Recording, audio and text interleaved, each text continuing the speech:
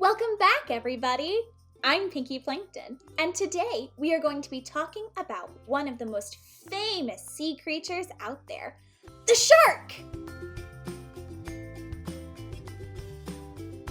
Now, before we start, make sure you go on our website to the education section and print out all the shark worksheets to work on during or after the video.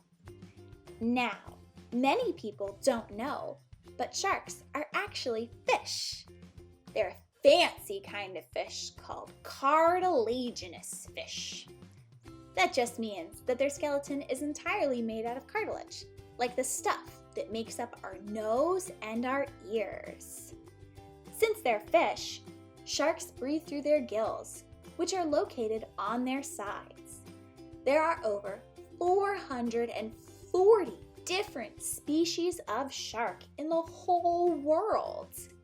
We have about 20 different species of sharks who live here in Hilton Head Island. Some of the sharks we have here are the black-tip shark, lemon shark, hammerheads, bonnetheads, tiger sharks, bull sharks, spinners, Atlantic sharknose, and the most famous shark we have here is the great white shark. Another kind of shark that used to live here a really long time ago was the Megalodon.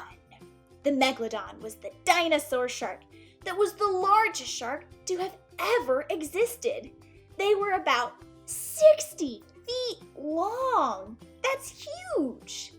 How scientists figured out that the Megalodons used to live here was by finding lots of their teeth here on the island and in the water all around, like in the Calabogie Sound and the May River. Now, while there aren't any Megalodons here anymore, we do have another kind of shark that comes here in the wintertime that is super famous and is the largest kind of shark in existence today. That's the great white shark. Like I said, they come here to hang out and have their baby sharks, which are called pups, in the winter when the water is really cold. Too cold for humans or mermaids. Compared to the Megalodon, the great white shark is about 13 feet long. If you've ever seen the movie Jaws, which is kind of a funny movie if you know a lot about sharks, because that mechanical shark is really funky looking. That's the kind of shark that you see in the movie. Sharks are carnivores, which means they only eat meat. This also makes them predators, which is something that hunts other animals for food. They eat all kinds of things, from small fish and shrimp to really big sea creatures like dolphins and sea lions. One of their favorite ways to attack is by swimming underneath a big sea mammal and swimming right up into its stomach, which stuns it. And that's when they breach, which is when they come all the way up out of the water. It's pretty cool to watch. But don't worry about the dolphins around here, because pods of dolphins are really good at protecting themselves from sharks. Speaking of dolphins, they're often mistaken for sharks because both dolphins and sharks have dorsal fins, which is that fin on top that pokes out of the water. Sharks, however, have two dorsal fins, one on top and one next to their back tail, which is called a caudal fin.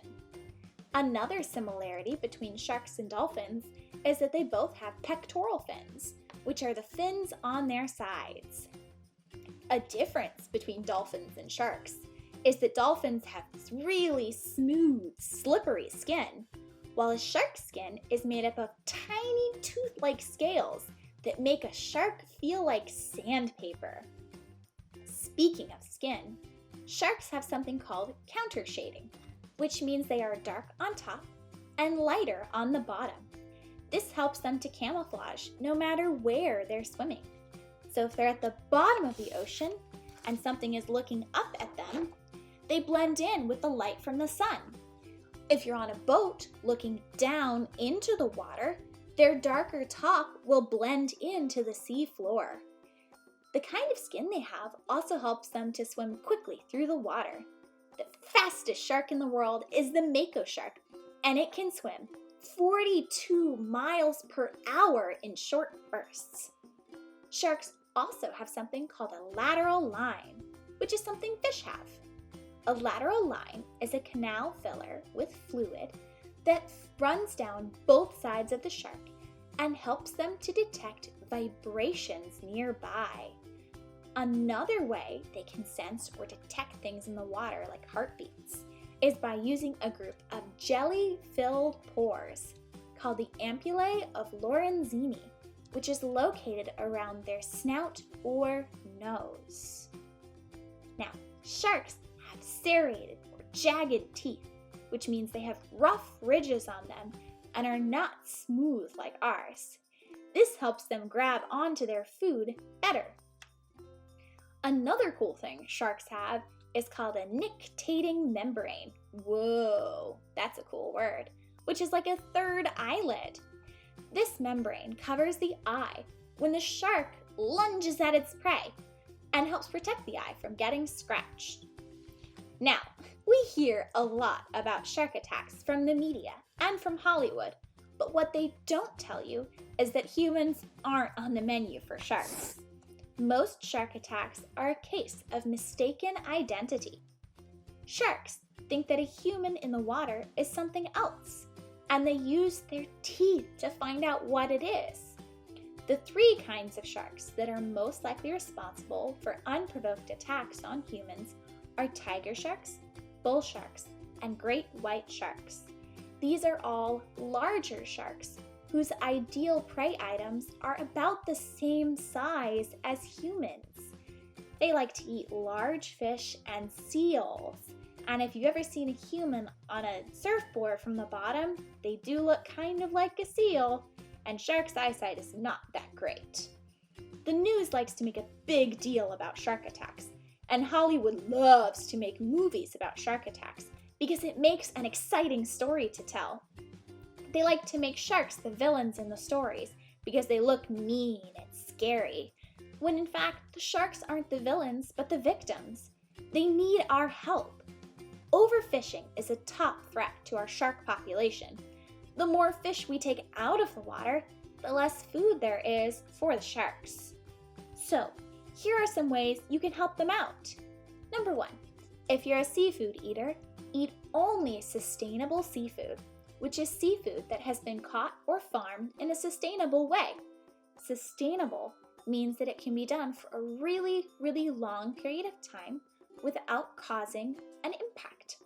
This means that the fishermen or farmers who are raising fish like we raise cows are doing it in a responsible way that is not damaging the ocean or overfishing and taking too many fish out of the water.